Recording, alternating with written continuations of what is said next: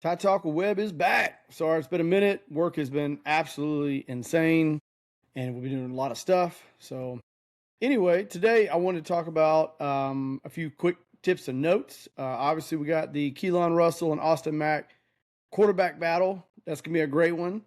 That's coming up, and obviously, Jamarian Latham got an extra year, which is awesome and great for experience for us coming back. Um, it's going to be good time stuff. Like I said, Junior Day was a great success. A lot of great 5 stars. There's a litany of those guys on campus. Like I said, Georgia, Alabama, and Ohio State are really big into the high school recruiting. A lot of other schools just only want to do portal, but Alabama and Ohio State and Georgia love that, so they're going to keep doing that. Which I think that and developing this talent and keeping that talent is where championships are at. Obviously, last 3 teams that have won championships all had senior laden teams and all had lots of continuity. Also, there was a great article. What the main video subject of the video is going to be today is 5 players returning to Alabama that'll basically hinge on Bama's success. It was an article done by Saturdays Down South. I kind of added my own flavor to it. The first player they said that hinged on Bama's success was Latsier Brooks. He had 32 receptions, 441 yards, several TDs, and they said basically his production is going to need to double. A lot of people kind of say that he will be kind of the Isaiah Horton. I don't see that just because his size. He's not the 6'4", 6'3" prototypical guy like that. I do think his stats will improve. I added my own flavor to that. I think there's other guys that are going to need to contribute. Not just him. I think another one is Noah Rogers from NC State. I think another one is Ryan Williams, obviously getting out of that sophomore slump. It's a big one. I also think Derek Meadows. He's the 6'6", 6'5" guy. I think that's going to be a hinge on that wide receiver room. And don't count out Rico Scott and also the incoming freshman, C.D. Morgan. Those guys together are going to be huge for that wide receiver room, not just Latsier Brooks. Yes, Latsier Brooks needs to lead some of those guys as well as Ryan Williams, but those other gentlemen are going to have to come in that room ready to play and young. So that's huge. Another one they were saying was Yanze Pierre. He had 52 tackles, 39 solo, 8 sacks. What they're not saying is the South Carolina portal guy we got, Desmond Umeala-Zuma. If he can even just put up half the production of Yanze Pierre and have them be a team, have a unit, that's going to be huge and reap dividends. Now, the third player on that list was Xavier Brown. Obviously, we know he had 39 tackles, 26 solo, and 5 pass deflections, 2 pick sixes, one against Tennessee that was huge in winning the game and kind of putting the nail in the coffin there. But honestly, I'm going to have to say that whole defensive backfield with him, a lot of them are senior laden. So that not just him, all those guys coming back as a unit will be huge and be a pivotal piece to us winning next year and having continued success. Also, the number 4th player on that list was Daniel Hill. We know he had 6 TDs, but there's a bigger part to this. I think that you also need A.K. Deer to step up. You need Crowell as a freshman to really show what he's got.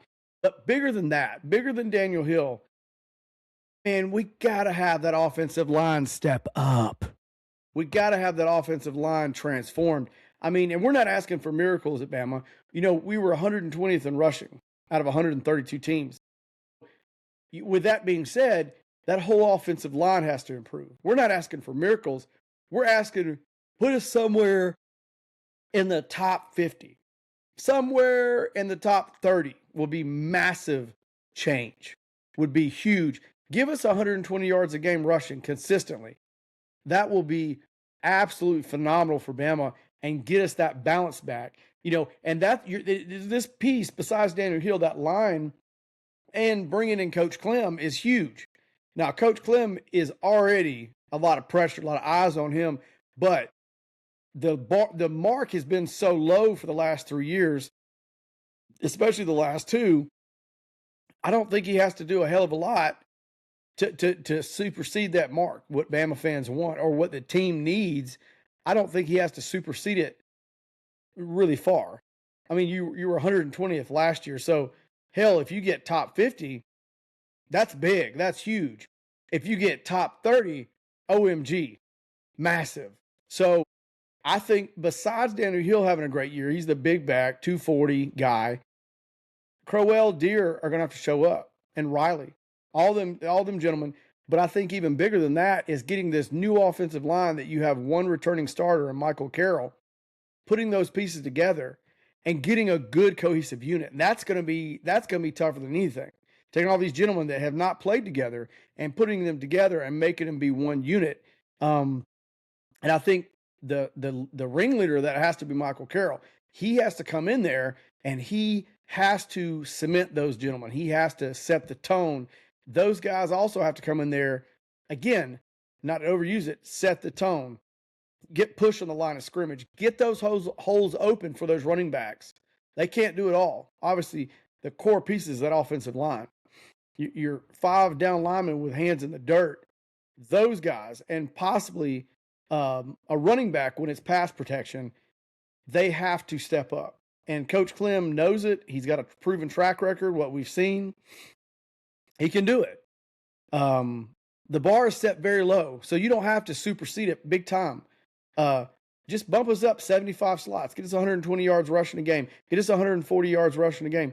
Most Bama fans, we want 110 to 135 consistently a game. That'll give us balance. That'll make it where the quarterbacks ain't getting eaten up all game, where they're just pinning their ears back and running a too high shell defense. That's going to be big. That's the number 4. The number 5, they said, I didn't really agree with this one. They said Bray Hubbard. Now, he's a great piece. He got 74 tackles, 47 solo, 2 sacks, and 3 forced fumbles. I'm going to go with this. I think a bigger spot to put number 5 is that D-line.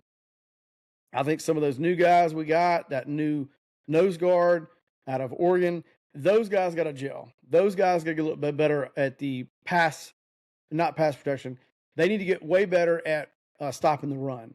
That's another big portion. Now, Bray Hubbard and his guys and Xavier Brown and all them gentlemen and Keelan Sabb and all those guys in the defensive backfield, I'm not worried about them. We know they're going to show up. We've seen their history. We've seen their track record. We've seen all that. That's played out. We need that D-line, and we need improvements on the run game, stopping that run game. That's where I think the biggest improvement needs to come. And I think, Roach knows that as a coach. He knows that. Excited, like I said, but I think that's where more of this comes from. And in my perspective, these sections 1, 2, 3, 4, and 5 in Saturdays Down South, I had to add my own salt and pepper in there because I think those were the bigger issues. Those were the things that really need to show up. Yeah, these players are great on their own, but they have a lot of complementary pieces that have to step up for the success to continue. Now, going into the spring, the biggest thing we're all looking at, our eyes are on, obviously, who's going to be quarterback. Would it shock me if we go 2 games into the season and we're still trying to figure it out? No. Now, I think personally, when you look at the quarterback battle in Tuscaloosa, I think Keelan Russell is the future. I think he's got the tools. Now, when you look at time played and time in the system, Austin Mack has that. Now, when it comes down to game time and decision making, that's where the rubber's going to meet the road. That's where the decisions are going to be made. And whoever we see, whether it be Austin Mack or Keelan Russell, they'll have performed so much in the spring and the summer ball that's the best product, most consistent product we're going to see on the field. So anyway, that's what I got. I'll be doing another video later today. Tide Talk Web is out.